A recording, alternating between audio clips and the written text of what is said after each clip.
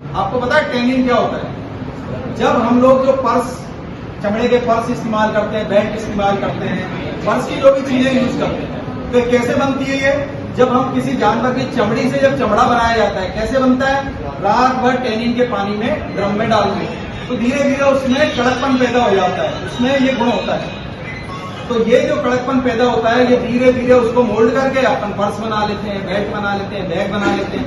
तो ये जो गुटखा खाने वाले गुटखा खाकर आराम से लिख रहे हैं बिल्कुल एक एक घंटे तक, तो ये धीरे धीरे उनके मुंह को खुलना बंद हो जाता है।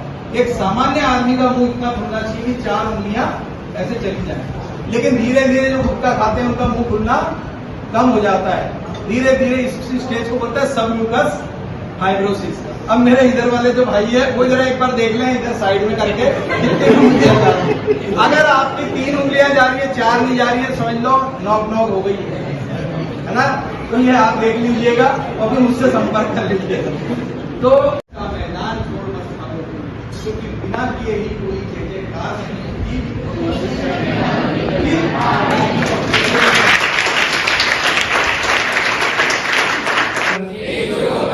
नशा मुक्त भारत अभियान के तहत एक प्रतिज्ञा लेते हैं कि न केवल हमारे समुदाय, परिवार, दोस्त, बल्कि खुद को नशा मुक्त बनाएंगे, क्योंकि परिवर्तन भीतर से शुरू होता है।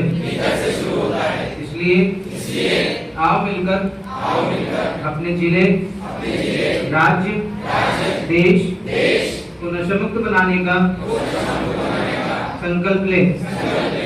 मैं प्रतिज्ञा करता हूँ कि मैं अपने देश को नशा मुक्त बनाने के लिए हर संभव प्रयास करूंगा। जय हिंद।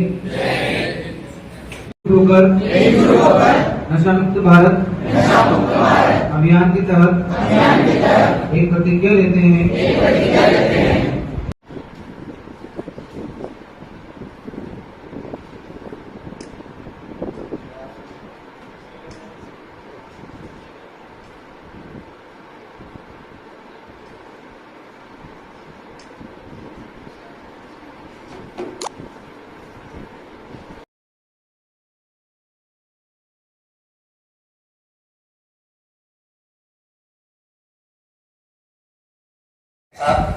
और आदरणीय सर जो उनके चेहरे की मुस्कुराहट बताती है कि पूरी ईमानदारी से शाला में और इस बच्चों को पढ़ाते हैं।